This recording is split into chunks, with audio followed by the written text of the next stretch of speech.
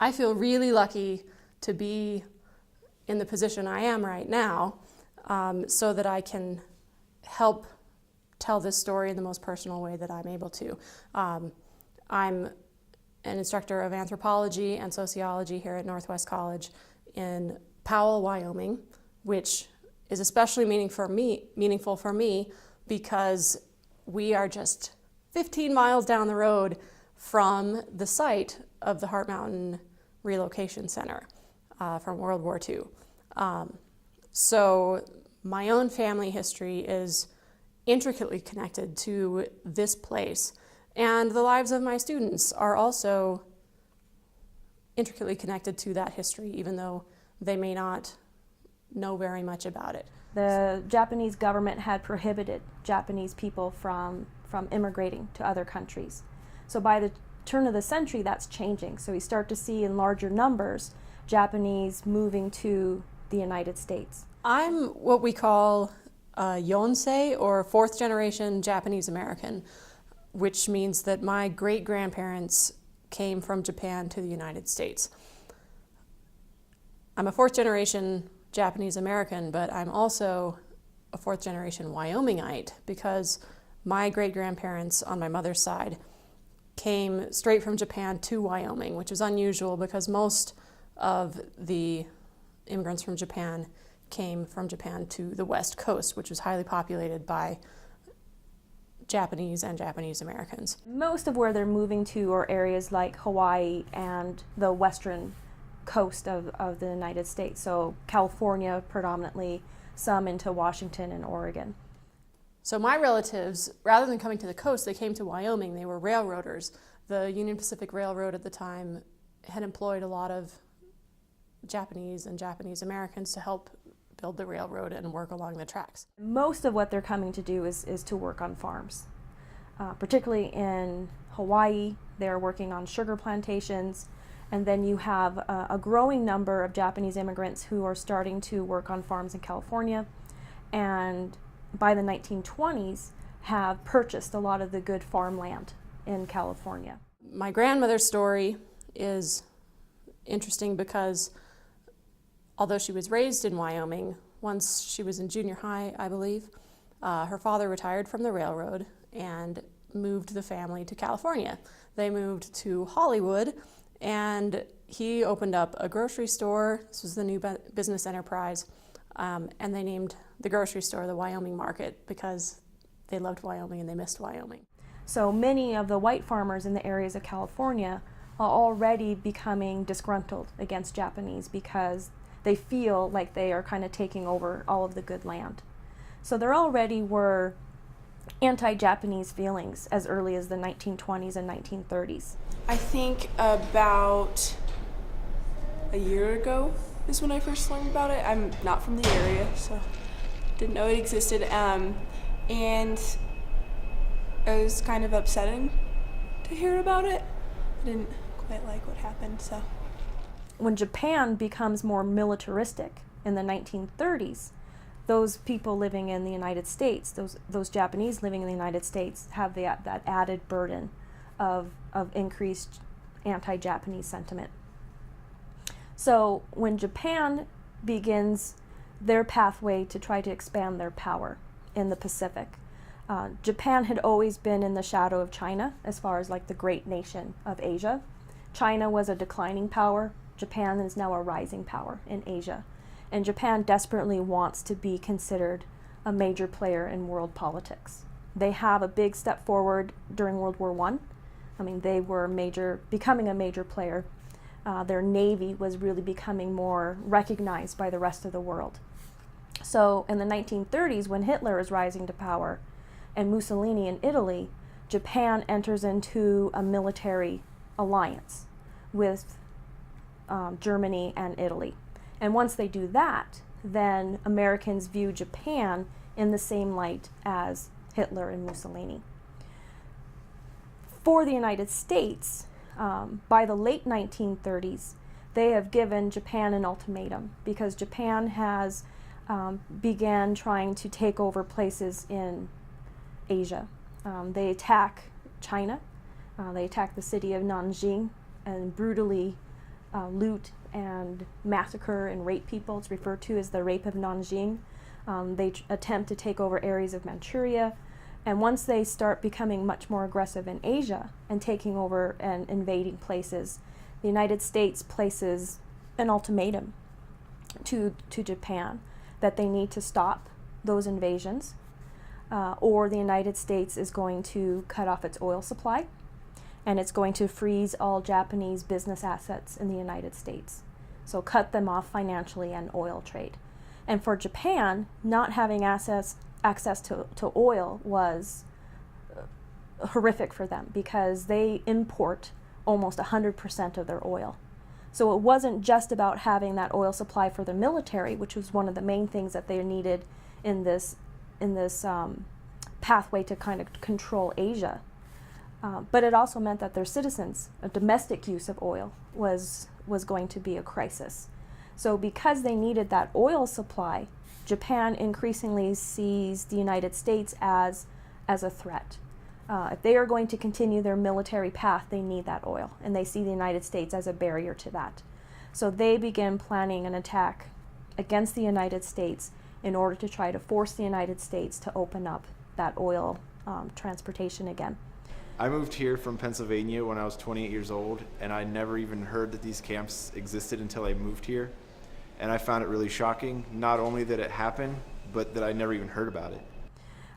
The attack on Pearl Harbor on December 7th, 1941, there's some historical debate of how much the United States knew.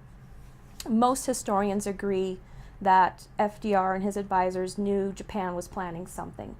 There had been a series of attempts between the Japanese government and the U.S. government to negotiate, mainly for those oil negotiations, and they couldn't come to an agreement. And so the United States knew Japan was planning something.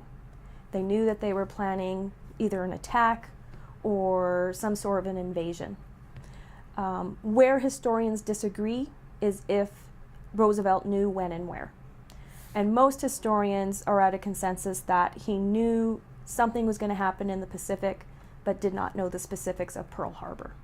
So my grandmother went to high school, was about to start college, I think, in California by the time that Pearl Harbor was bombed.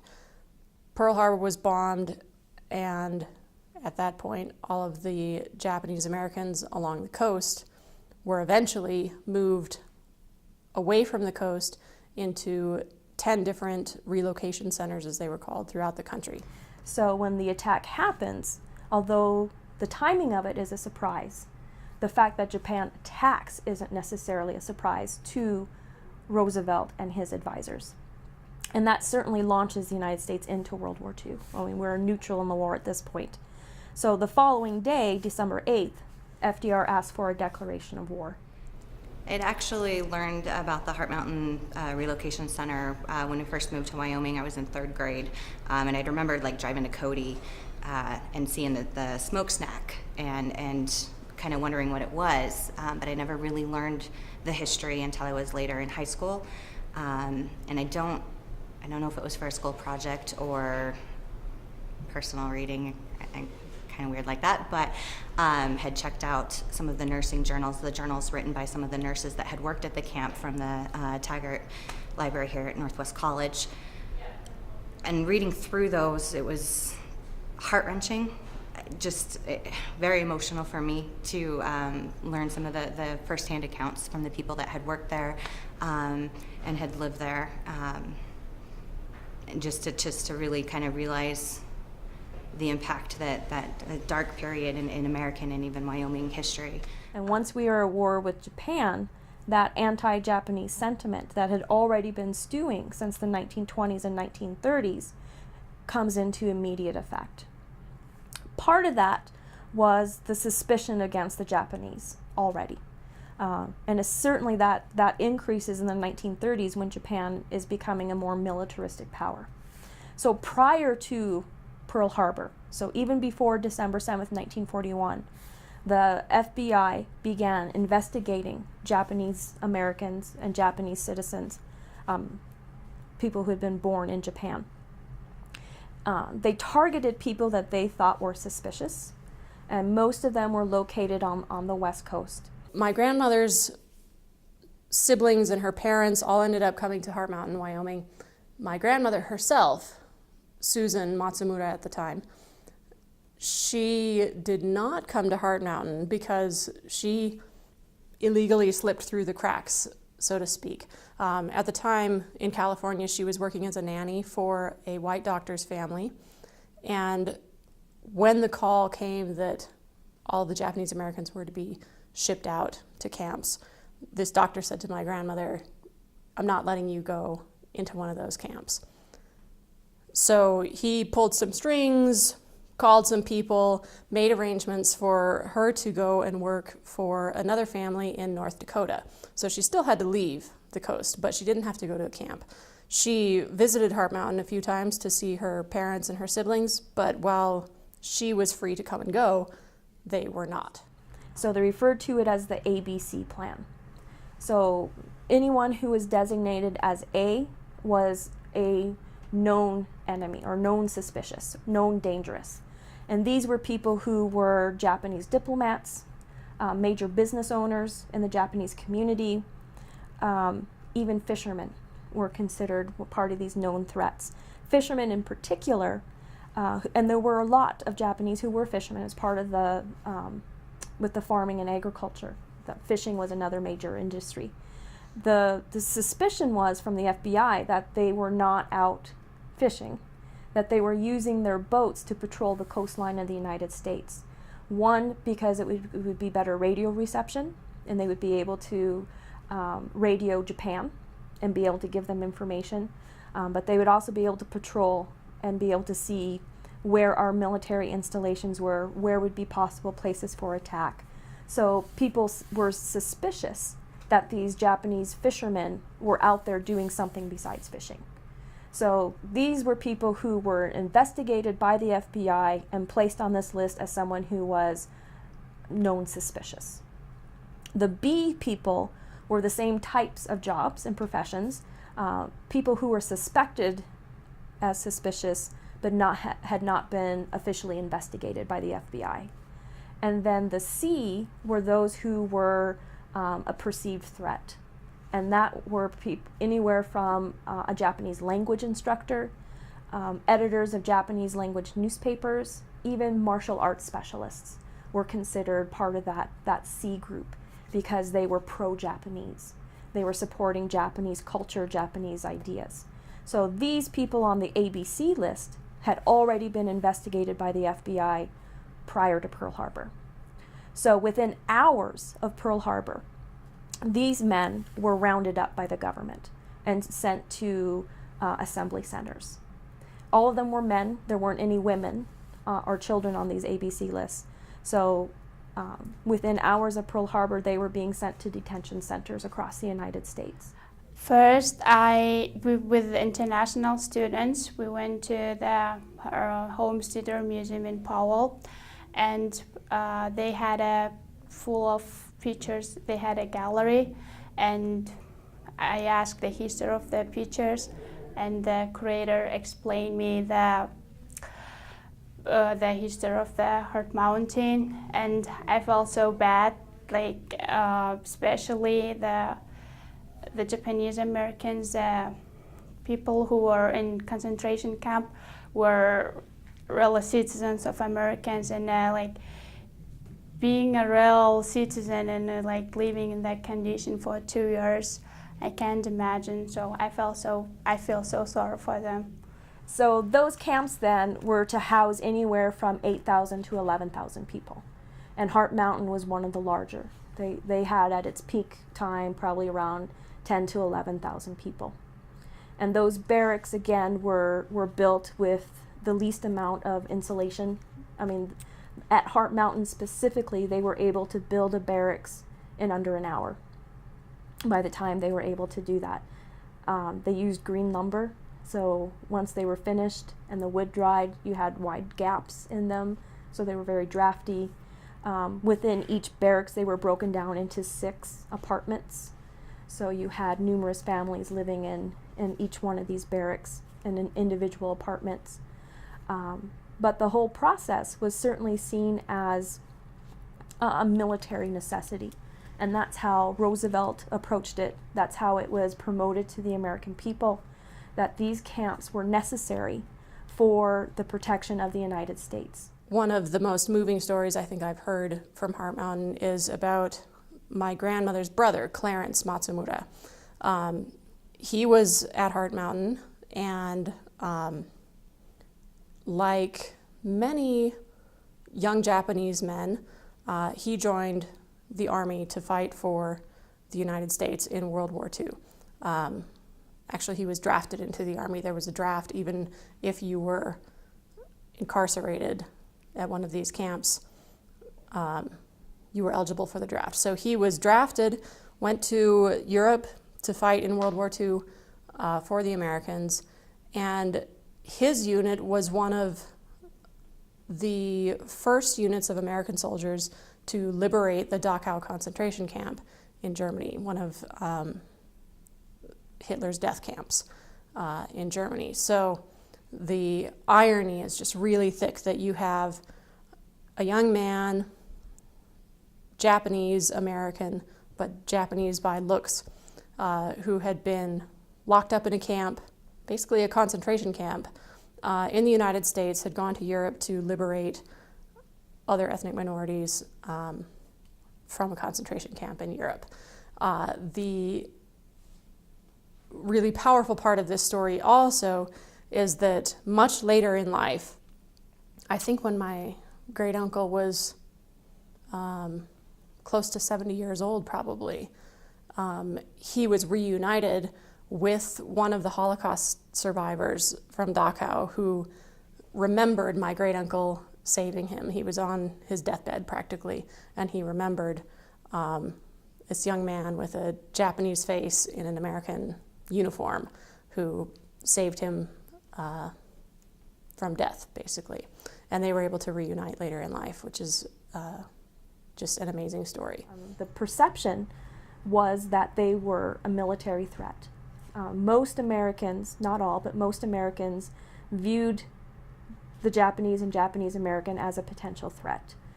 The belief was that because of their ancestry, that they were going to be more loyal to Japan than to the United States.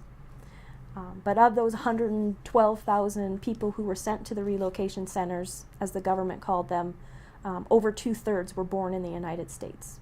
So they had never been to Japan. So their loyalty was certainly towards the United States, as were the first generation, the Nisei, who had immigrated for the United States for a reason. I mean, they wanted to start a new life. So the Nisei, the first generation, and the Isai, the second generation, were loyal to the United States, and they couldn't understand why their government didn't trust them. But they went, most of them went willingly, because in their mind, if that's what the government needed them to do and wanted them to do, they would comply to that. They would be loyal to the United States and accept that movement into these camps if that's what their government was asking them to do. My grandfather also ended up volunteering for the military, and he went to Europe as well to fight for the United States. He, along with my great uncle, were part of what's called the 442. It was an all Japanese American combat unit. So they were segregated from white troops, and actually African American troops were in segregated units as well. So this was an all Japanese American combat unit in World War II that my grandfather volunteered for, my great uncle was drafted into, and both of these were just various ways that they wanted to show their patriotism, even in the face of immense discrimination here at home. Initially, they were placed in assembly centers, and a lot of these were areas where they could put a large number of people and house them quickly. So many of the camps were temporary camps, and they were sent to fairgrounds, they were sent to racetracks, particularly in California, horse racing tracks. Some of them were sent to the old civilian conservation corps camps that had been abandoned with the war movement. The men who were in those camps joined the military, so those barracks were used for some of the assembly centers. And they were horrific conditions, particularly with the racetracks. I mean, you are having entire families living in horse stalls, and sometimes divided into two, and you have several families living in horse stalls. Even though they clean them to the best of their ability, I mean, it still has the residue and the smell of horse manure. My mother's father, my grandfather, George Sonata, also has an interesting story that's linked to this period of history, although not directly linked to Heart Mountain. My grandfather's family, like my grandmother's family, came from Japan to the United States. My grandfather and his siblings were born here, so they were U.S. citizens. And they were still in Wyoming when Pearl Harbor was bombed. The evacuation was only from the coast, California, Washington, and Oregon. So if you were already inland, you didn't have to go anywhere. But that said, my grandfather was working for the Union Pacific Railroad at the time, and he was fired from his job because he was Japanese American. The Union Pacific Railroad fired all of its Japanese American employees and their parents too, if they were working. Japanese citizens and Japanese Americans were fired because of their ethnicity. They were seen as a possible threat, I suppose. I've always been really proud of my grandfather because I have a copy of a letter that he had written to the president of the Union Pacific Railroad, and he very eloquently writes about how this was unfair, how the employees of the railroad have always been faithful employees. They've worked hard, they love their jobs, they love their country, they pose no threat, and there's no good reason to let them go from their jobs. And he was saying that it would only be fair to keep us working because we haven't harmed you, and we have no intentions of harming our country. The only response that my grandfather got from the Union Pacific as a result of this letter was that they had an FBI agent come knocking at his door in Rock Springs, Wyoming, I think. It might have been in Green River. Coming around, asking questions, investigating him because they thought he might be a traitor, which of course he wasn't, and so there were no charges put against him, but that was their response to his request for fair treatment. First time I actually learned about it was actually in elementary school. I went to elementary school at Parkside, and we actually took a trip out there one day and spent about a day and a half, actually a couple of days out there, and it was one of those moments that, you know, even as an elementary student, you go, wow, I can't believe that this actually happened in our own country, you know, in the past 100 years, you know. So it was one of those scary, I can't believe it moments. I suppose there's always a risk of terrible discrimination like this happening again. As our society has moved forward since the 1940s, certainly we have more legal protections now for minority populations, and I would like to think that the mass and illegal relocation and incarceration of a whole ethnic group could never happen again here in this country. That said, we always have to remember that we tend to have short memories. We tend to forget history a bit after it's happened. And even today, there are warning signs that we haven't solved the problem of racial and ethnic discrimination in our society, even though we've come a long way. One illustration of that is scary and disheartening is the way that we've seen the Muslim American community or Arab American community treated in this country post 9/11. After the Twin Towers were bombed, we have seen increased antagonism toward people of Islamic faith, or even people who aren't Islamic, but they look like they might be Middle Eastern. Soon after the attack on 9/11, there were voices that were saying, maybe we should lock all these people up again. One of the really amazing twists of fate in relation to this current era, this post 9/11 era, that links our present to this World War II past, is the story of Secretary Norman Mineta. He was the Secretary of Transportation on 9/11, the U.S. Secretary of Transportation, and it was under his control to decide to ground all the planes after the Twin Towers were hit. He had to make decisions as to whether or not we should be racially profiling people who look like they're Muslim, people who look like the enemy. We, I would say, are extremely fortunate that it was this man who was in that position at that specific time in history, because he, as a child, was locked up at Heart Mountain.